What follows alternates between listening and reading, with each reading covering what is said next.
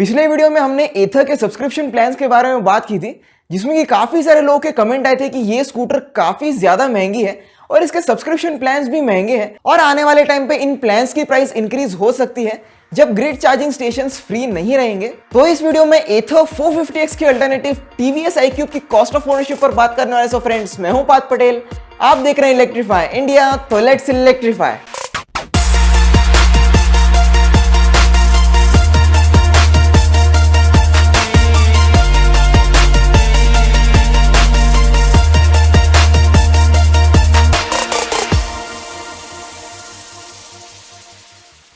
तो वीडियो को शुरू करने से पहले शॉर्ट में आपको बताना चाहूंगा कि ये कॉस्ट ऑफ ओनरशिप होता क्या है। तो कॉस्ट ऑफ ओनरशिप बेसिकली एक फाइनेंशियल एस्टीमेट है जिससे कि हम एक अंदाजा लगा सकते हैं किसी भी प्रोडक्ट और सिस्टम के डायरेक्ट और इनडायरेक्ट कॉस्ट का, और जब हम इन कॉस्ट की टोटल करते हैं तो ये बन जाता है टोटल कॉस्ट ऑफ ओनरशिप। तो अब टीवीएस iQube की कॉस्ट ऑफ ओनरशिप को कैलकुलेट करने के लिए हम इसे 6 पॉइंट्स में डिवाइड करेंगे। पिछले कॉस्ट ऑफ ओनरशिप वाले वीडियोस में सिर्फ 5 पॉइंट्स थे, बट कुछ लोगों ने कहा कि इसमें बैटरी रिप्लेसमेंट कॉस्ट भी होनी चाहिए, तो अब से मैं इस पॉइंट को भी इंक्लूड करूंगा क्योंकि maximum electric two wheeler companies सिर्फ और सिर्फ 3 इयर्स की वारंटी प्रोवाइड करती हैं। अब मुद्दे की तरफ बढ़े तो कॉस्ट ऑफ ओनरशिप का पहला पॉइंट है परचेस कॉस्ट। iQube इस समय सिर्फ बेंगलोर में अवेलेबल है, जहां पर आपको ये टीवीएस के 3 शोरूम्स में देखने को मिल सकती है। वहां पर इसकी एक शोरूम प्राइस है 1,45,000 rupees. So according to government rule purchase price पर 5% जीएसटी भी लगेगा। पहले ये 12% था, बट अब ये 5% है दोनों व्हीकल और चार्जर के लिए, जो कि अगर आप अलग से लेते हैं तो 5% जीएसटी के साथ स्कूटर की परचेस प्राइस निकल के आती है 1,53,000 रुपीज। अब दूसरा पॉइंट है टैक्सेस एंड इंश्योरेंस। तो यूजुअली जब भी हम एक पेट्रोल स्कूटर लेते हैं तो हमें 8 to 11% के बीच में रोड टैक्स लगता है स्कूटर की परचेस कॉस्ट को देखते हुए। बट अगर आप एक इलेक्ट्रिक व्हीकल लेते हैं तो ये आपके लिए फ्री हो सकता है, क्योंकि कुछ स्टेट जैसे कि महाराष्ट्र, गोवा, तेलंगाना, आंध्र प्रदेश और कई सारे जो दूसरे स्टेट्स हैं उन्होंने ये रोड टैक्स को बिल्कुल फ्री रखा है इलेक्ट्रिक व्हीकल्स के लिए। और दूसरे जो स्टेट्स जो रोड टैक्स चार्ज करते हैं तो ये 5 to 10% के बीच में होता है, और कुछ स्टेट्स सिटिंग कैपेसिटी के हिसाब से भी चार्ज करते हैं।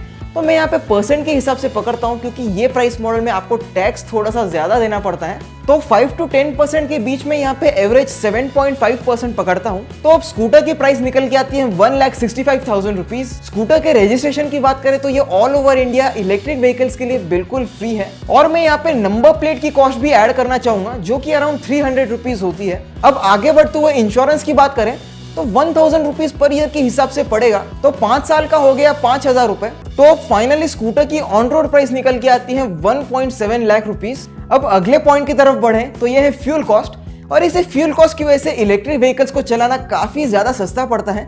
इलेक्ट्रिसिटी प्राइसेस को देखें तो इनमें पेट्रोल प्राइसेस की तरह ज्यादा फ्लक्चुएशन नहीं आता है।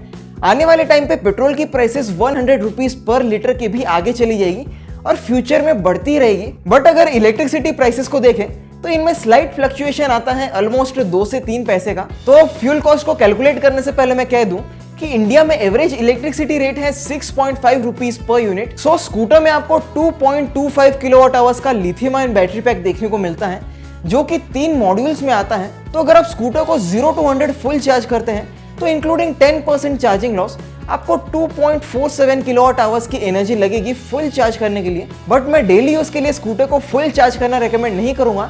80% तक चार्ज कीजिए, जिससे कि आपको बैटरी लाइफ काफी अच्छी देखने को मिले, और इस बैटरी लाइफ के बारे में आगे वीडियो में बात करेंगे। तो अब चार्जिंग कॉस्ट को कैलकुलेट करें तो ये निकल के आती है 16 rupees for a full charge. तो अगर आप स्कूटर को हफ्ते में 3 बार चार्ज करते हैं तो आपको 48 रुपीज का खर्चा आएगा। और अगर इसे टोटल 5 साल का कैलकुलेट करें तो ये निकल के आता है अराउंड 11,600 रुपीज। और अगर इसे कंपेयर करें टिपिकल पेट्रोल स्कूटर से, जिसमें कि आप हफ्ते में 2 बार पेट्रोल भरवाते हैं 200 रुपए का, तो ये 5 साल का निकल के आता है 1 लाख रुपए, जो कि सिर्फ और सिर्फ फ्यूल कॉस्ट है, और मेंटेनेंस और दूसरी सभी जो चीजें हैं वो अलग। कॉस्ट ऑफ ओनरशिप का अगला पॉइंट है मेंटेनेंस एंड सर्विस। तो यूजुअली आपको इलेक्ट्रिक व्हीकल्स में मेंटेनेंस लगभग ना के बराबर देखने को मिलती है। ऐसा इसलिए क्योंकि इलेक्ट्रिक व्हीकल्स में जो मूविंग पार्ट्स है वो बहुत ही कम होते हैं as compare to internal combustion vehicles. इनका जो मेन मूविंग पार्ट होता है वो होती है उनकी इलेक्ट्रिक मोटर, जो कि काफी ज्यादा ड्यूरेबल होती है और लंबे समय तक चल सकती है। सर्विसिंग में कंपनी कुछ फ्री में कंज्यूमेबल्स प्रोवाइड करेगी, जैसे कि ब्रेक फ्लूइड, ब्रेक पैड और तरह तरह की छोटी मोटी चीजें। बट कुछ चीजें ऐसी हैं जो कि आपको ओवर टाइम बदलनी पड़ सकती है, जैसे कि टायर्स, लाइट्स तो इन सभी चीजों के लिए मैं 3000 रुपीज पकड़ रहा हूँ फॉर 5 ईयर्स। अब अगले पॉइंट की तरफ बढ़े जो कि है बैटरी रिप्लेसमेंट कॉस्ट। तो करंटली आपको जो मार्केट में इलेक्ट्रिक 2 व्हीलर्स देखने को मिलती हैं वो मोस्टली आपको 3 ईयर्स की वारंटी प्रोवाइड करती हैं और उन 3 साल बाद अगर बैटरी डिग्रेड हो जाए तो वो आपको बैटरी रिप्लेस करनी पड़ेगी। यहाँ पे iQube के केस में अगर ये करंटली होता है तो बैटरी रिप्लेसमेंट कॉस्ट है अराउंड 50,000 रुपीज़, पर अगर आप 3 साल बाद रिप्लेस करवाते हैं तो ये रफली अराउंड 30,000 रुपीज़ होगा। तो बैटरी रिप्लेसमेंट अगले 3 साल में इतनी बड़ी प्रॉब्लम नहीं रहेगी, क्योंकि एक तो बैटरी प्राइसेस गिरती जा रही है, साथ ही साथ इनकी जो टेक्नोलॉजी और चार्ज साइकिल्स हैं वो भी बढ़ती जा रही हैं, पर अभी भी ये इतनी ज़्यादा सफिशिएंट नहीं है कि एकदम लंबे समय तक चल सके। इसीलिए मैं हमेशा कहता हूँ कि आप स्कूटर को 80% तक की चार्ज कीजिए। काफ़ी सारे लोगों को मैंने देखा है जो कि अपनी स्कूटर को ओवरनाइट चार्जिंग पे लगा देते हैं, जो कि स्कूटर की बैटरी के लिए अच्छा नहीं है। अब इस 80% चार्जिंग को लेकर कुछ लोगों को दिक्कतें हो सकती हैं, क्योंकि आपको iQube में कोई भी चार्ज लिमिट सेट करने का ऑप्शन नहीं मिलता है, तो आपको मैन्युअली जो है बैटरी लेवल है उसको मॉनिटर करना पड़ेगा। तो इस चीज़ का एक सोल्यूशन है, एक स्मार्ट प्लग आता है जिसका लिंक मैं डिस्क्रिप्शन में दे दूंगा। इस स्मार्ट प्लग में आप स्कूटर को चार्ज करने के लिए टाइमर सेट कर सकते हैं। फॉर एग्जांपल, अगर स्कूटर को 80% तक चार्ज करने के लिए 4 घंटे लग रहे हैं तो आप वहां पे 4 घंटे का टाइम सेट कीजिए और जैसे ही वो टाइम पूरा हो जाएगा वैसे ही अपने आप चार्जिंग बंद हो जाएगी। तो पहले आप 1-2 बार देखिए कि स्कूटर को 80% तक चार्ज करने के लिए कितना टाइम लग रहा है, उसके हिसाब से आप टाइम सेट कीजिए। बेसिकली इस 80% चार्जिंग का फायदा आप इस टेबल में देख सकते हैं। तो यूजुअली किसी भी लिथियम आयन बैटरी में आपको 1500 चार्ज साइकिल्स देखने को मिलती हैं और उसके बाद सिग्निफिकेंट डिग्रेडेशन शुरू होता है। बट अगर आप बैटरी को 80% तक चार्ज करते हैं तो 0.21 साइकिल्स यूज होंगी।